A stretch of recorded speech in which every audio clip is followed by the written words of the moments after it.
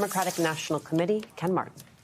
Mr. Chairman, thank you so much for joining us tonight. I want to start where Alicia ended, because the letter from the philanthropic groups, I think, is really important. And then publishing the open letter is important because they are saying we are going to stand firm in what we know to be true. We are not going to allow the president to exploit a tragedy, the tragedy that happened to Charlie Kirk, to expand this authoritarian takeover.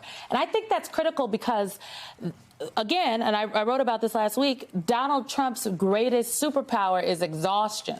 Yeah. And he is hoping that people just decide not to fight back or are tired. And these groups, along with, I would argue, the DNC, I saw an address that you put out, a video address today about what needs to happen and what is and is not acceptable here. Talk to us about your strategy. Well, look, I mean, let me just start with saying what we all feel, which is, you know, political violence is never acceptable in this country. I mean, 3 months ago, I returned home to my home state of Minnesota for the funeral of one of my dear friends, Melissa Hortman, right? And days after that, of course, people stopped talking about it as if it's acceptable and it's commonplace now in this country to have people killed because of their political beliefs. It shouldn't be at all. No one should die in this country because of their beliefs. At the same time, we now have one party who's decided to actually use political violence for political gain. They're deciding now to weaponize this, what happened last week, in a way that's attacking one of the most fundamental rights in this country, which is the right to have your freedom of speech. It's so critical in this nation. And here we are. We have a sitting president of the United States and his administration going after liberal groups and organizations because they dare speak out. That's fundamental to who we are as a nation, is the right for people to speak out, to stand up and fight for what they believe in. You know, this fight is no longer about the Democratic Party or the Republican Party. This is about our values, which are foundational to this country and to our identity as Americans. Chief amongst them, the right to free speech. That's what's under attack right now. Why are people so upset? People have every right to be upset about what happened to Charlie Kirk, what happened to Melissa Hortman, and that should never happen again. But the response is not to go after people and try to limit their right to speak out and to stand up. I couldn't agree with you more, Chairman. And it strikes me at this hour that to sort of cast this broad net ideologically and sort of painting with that broad brush, as the president often does, you know, this is all liberals and these progressives.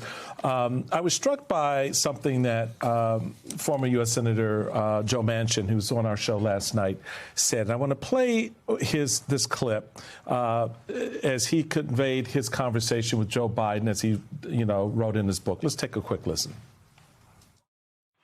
I have to go home and explain what I'm doing, and I could not explain the policies of our Democratic Party and National Party. So we were sitting there talking. I said, Mr. President, I got to be honest with you. You've gone so far left, I think you're out of the mainstream. That's not who you were. You and I have worked together for many, many years. He was always a centrist. You could make a deal with him. He was always looking for the other side to sit down and talk to him.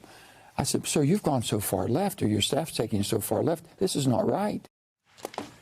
Help me understand. Look, I've been in the battle with the Democratic Party since 1977. And the reality for me is that idea of too far left, too far right has taken on a whole new meaning in this era than it did then. So I want you, as the national chairman, to contextualize for me what the senator is talking about. What does going too far left policy-wise look like when you're talking to the president of the United States? Because when I go back and look at Joe Biden's policies, he was talking about feeding people. He was talking about creating jobs just like Republicans do. Now, we could disagree on the edges about how you do that. But this idea that I'm going to weaponize the ideas you have around how you solve problems goes, I think, fundamentally to the core of the challenge you have as chairman to sort of get past that, to get people to focus on what that really looks like for them. Let me just say that, you know, I completely disagree with Joe Manchin. You know, Joe. Same. Well, listen, Yeah, Simone was very clear. no surprise. But let me just say this. You know, Joe Biden, like many presidents, especially in the Democratic Party, realized that we are a big tent. We have many parts of our coalition, right? And part of governing is actually finding common ground, not just within your party, but with Republicans. And, you know, Joe Biden, that's a hallmark of who Joe Biden has always been, and including as president of the United States. So to suggest that somehow he took a leftward tilt is just wrong. It's on the face of it is wrong. The policies he pushed forward met the moment. They were policies to actually make it affordable for people to live their lives and to move this country forward on so many different issues, right? We're now dealing with the president who said he was going to come in on day one and actually make a difference in people's lives. He's done nothing to do that. I'm proud of what Joe Biden did as president to help American people. And, you know, the fact that Joe Manchin wants to say he went too far left, I don't care if he went too far left, too right, whatever you want to describe it as, Joe Biden got things done for the American people, and I'm very proud of what he did.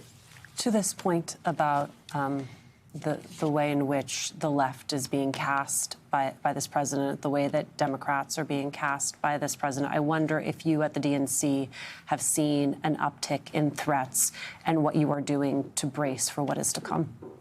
Yeah, I mean, look, it's we have. I mean, there were 2 bomb threats at the DNC on Thursday and Friday. Threats on my life, of course. We had to increase security. You know, we were just talking about the fact that it seems so strange that a national party chair would have to have security. This is the day we live in, unfortunately, and especially after the assassination last week. And we take it seriously. But, you know, it was really quite remarkable on Friday as I addressed my staff, right, who had to evacuate the building. I said, I'm nervous and anxious, too. I understand that. So many of these young people, this is the first time they've ever gone through something like that. But I said, I'm not afraid.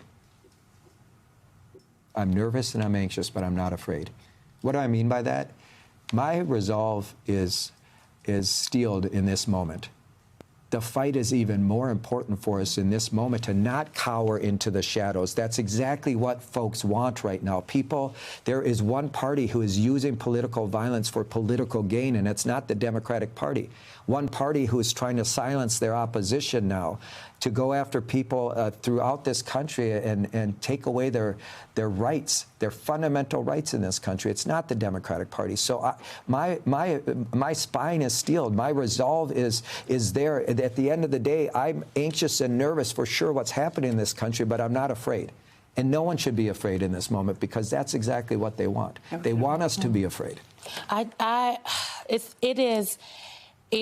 It's such a powerful thing to hear you say, and I think a lot of folks have need to steel their spine for this moment that we are in.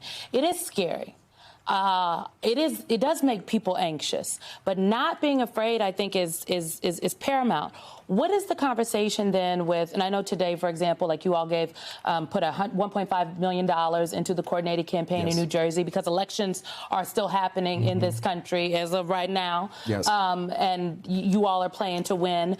What is the conversation with your party chairs across the country, with some members, because they are all feeling it too at different levels, and I think for some folks they are tired, and very fearful that the protection that maybe the National Party would have and that you would have, or the folks who work in the building in DNC in Washington D.C., they don't have that across the country. I've talked to a lot of people that are like, I hear you, but I am scared, and I'm wondering how you help them. We've seen at least 8 of our state party headquarters vandalized. We've seen bomb threats at the state party level, threats against leadership at the state and local level as well.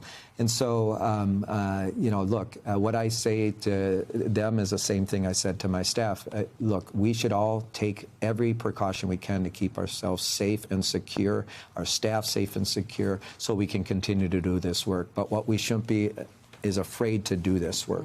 This work is so important, as you know, Simone. You mentioned we have elections bearing down in just less than 2 months. We're not going to stop organizing and communicating with voters and getting out there and talking about the issues that are impacting this country, whether it's in Virginia, New Jersey, Pennsylvania, throughout this country. We're making record investments to do that. But the reality is no one right now, yes, everyone should be anxious and nervous for what's happening in this country, not just Democrats, every American. This is unprecedented what's happening. Our rights are literally being trampled in front of our eyes. And I will tell you, at the end of the day, it's now our time to not just to give up in despair and to cower in the corner. It is our time to stand up and push back and fight for what we believe in. And I'm not going to give up. And so what I've said to everyone is, be nervous, be anxious, but don't be afraid. Let this fuel you, and let's get out there and win. Because there's one thing that's standing in the way of this continuing for the next 4 years, and that's us winning in 25 and then again in 26.